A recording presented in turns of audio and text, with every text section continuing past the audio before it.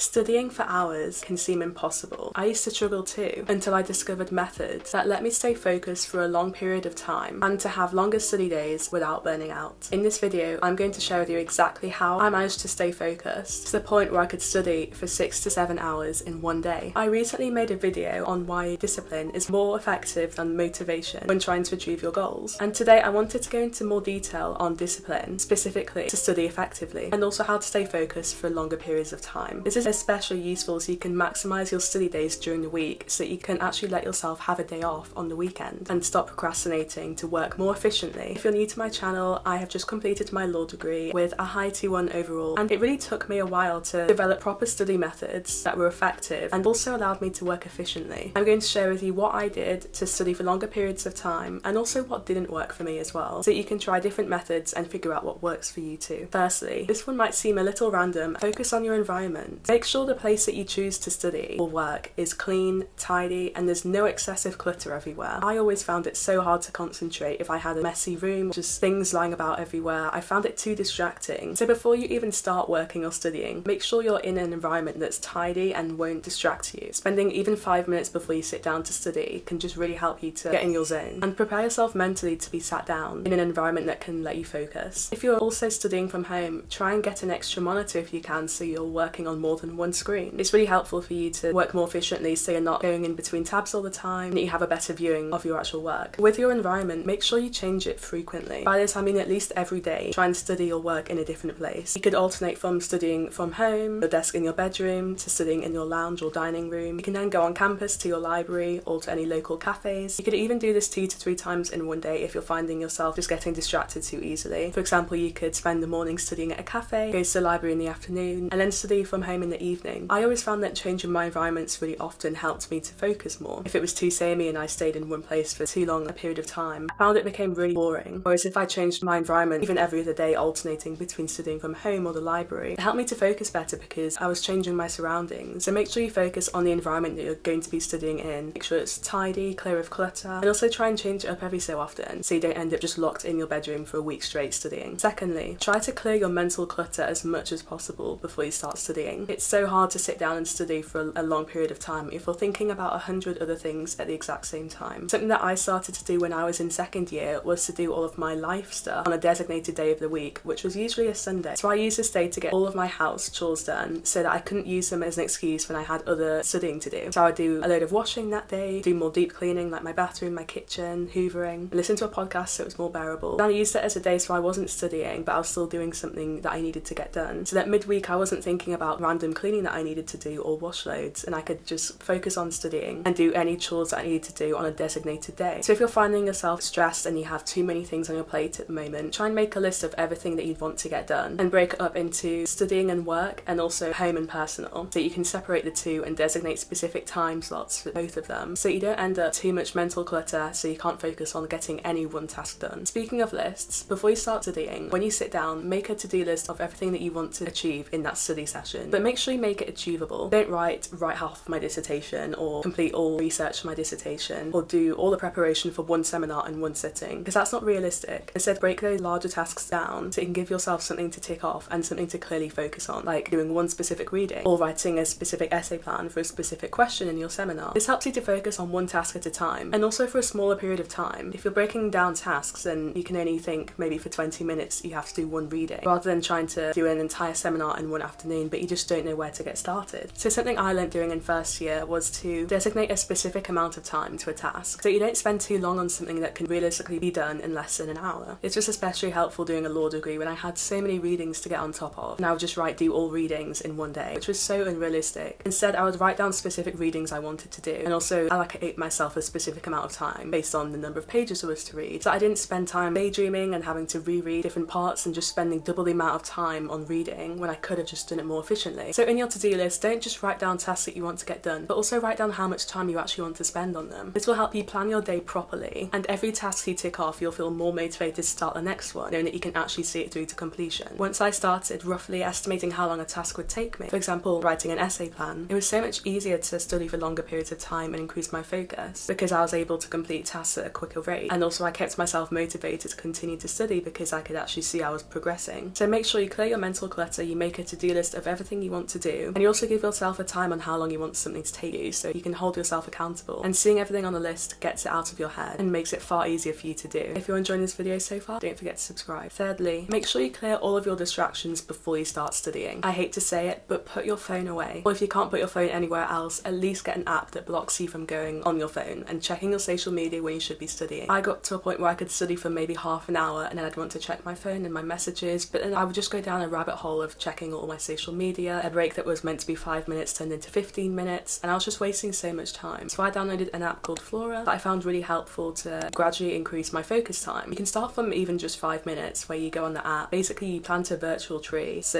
if you go off the app, then you kill the tree, and you can hold yourself accountable by adding your friends on it too, so that they can see if you've killed a tree, and it's a whole thing. It stops you from going on your phone. So maybe start with just 5 minutes and then build up to 15-20 minutes, and then even go up to 1 or 2 hours eventually. And it can correspond to the task time as I previously mentioned. So if you want to sit down and do a reading that takes half an hour, you can put a half an hour timer on the app, so you're stopped from going on your phone, you can just get on with the task, and then half an hour later you're done, rather than checking your phone all the time and the task ends up taking about an hour because you keep getting distracted by your phone. Other distractions might be noise, especially if you live in a loud area where people are playing music if you're a student. So I would say to invest in a pair of earplugs. I found them so helpful. I used to always get distracted by hearing other people talking in the library or just noise in general, and I found it very distracting when I was trying to study. And if you also can't listen to music while you're studying, noise cancelling earplugs are fairly affordable and they're a great way to just help to boost your productivity. Number 4 is to gradually build your tolerance, to slowly increase your focus time. If you go from studying maybe an hour a day to 8 hours the next day, you're going to burn out very quickly, or at least become very exhausted. So you need to gradually increase the amount of time that you study each day. I did this over 3 years, so in first year I'd maybe study for 2-3 hours a day, and by the time I was in third year I would maybe study in total for about 6 to 7 hours a day. And there are lots of different methods you can use to try to improve your focus time. One of them is the Pomodoro method. Let me know in the comments if you've ever tried it and if it works for you, because I liked it at first when I was in first year, but by the time I was in third year I needed more than 25 minutes to do a single task. So the Pomodoro method basically means you study for about 25 minutes and then you have a 5-minute break, and you repeat that about 3 or 4 times before you have a longer break. This would be great if you're trying to just hold yourself accountable and to build up your focus gradually. 25 minutes is not that long a period of time. It's great to get smaller tasks done, and if you implement the other methods like switching off your phone, clearing all your distractions, you can have a really productive 25 minutes. And then gradually you can increase to maybe 40 minutes or an hour. You can build your tolerance by not expecting to just be sat down in the same place for 2 to 3 hours. Even simple things like making yourself a coffee or a tea, or if you're studying with a friend, just going on a short walk around campus for 10 minutes, just anything to stand up, move around, and then go back to your study place means that you'll refresh your mind and you'll be ready to study again. You can also build your tolerance by having far more effective breaks in between studying. If you finish a period of studying and then you sit in the exact same space and you just go on your phone for 5 minutes, you're not really switching your brain off or giving yourself a rest. So when you start studying again, you won't feel refreshed. So if you are able to go on a short 5-10 minute walk, even if you go sit outside the library for 5 or 10 minutes, just get some fresh air, you'll find that your focus time naturally improves. Number 5 is giving yourself little rewards. You can motivate yourself to stay focused during the day by promising in the evening you can watch an episode of your favourite show. This really helps to avoid procrastination during the day. So if you promise yourself that you can do something later on in that evening or at the weekend, it's a really great way to ensure that you hold yourself accountable and get your work done so that you can enjoy whatever you have planned guilt-free. Maybe I would buy myself my favourite chocolate bar if I managed to finish off my to-do list in one day, or if I managed to stay focused for 5 or 6 hours. That way I was rewarding myself for holding myself accountable and doing what I promised myself I would do. Number 6 is larger rewards. See, these may be less frequent than little rewards, but they're really helpful to break your study routine and avoid burnout. For example, you could maybe arrange to go on a day trip with some of your course mates on the weekend, or arrange an overnight visit to another friend at a different university or at home. This change of environment will give you an opportunity to have a complete reset so that you feel so refreshed to come back and study again. Obviously, it's not ideal if you have exams in a few days' time, but it's a great way during the semester when work ramps up and you just need to get yourself out of that environment for a short amount of time. Going to a completely different place can be really helpful to help you to avoid burnout by completely breaking up your routine for a couple of days. So overall, those are my methods for how to stay focused for a long period of time. And the most important part is to increase the amount of time that you spend studying or working gradually so you don't risk burnout or exhaustion. And it's important that you really look after yourself outside of studying. Comment which tip you want to try first, and don't forget to subscribe if you found this helpful.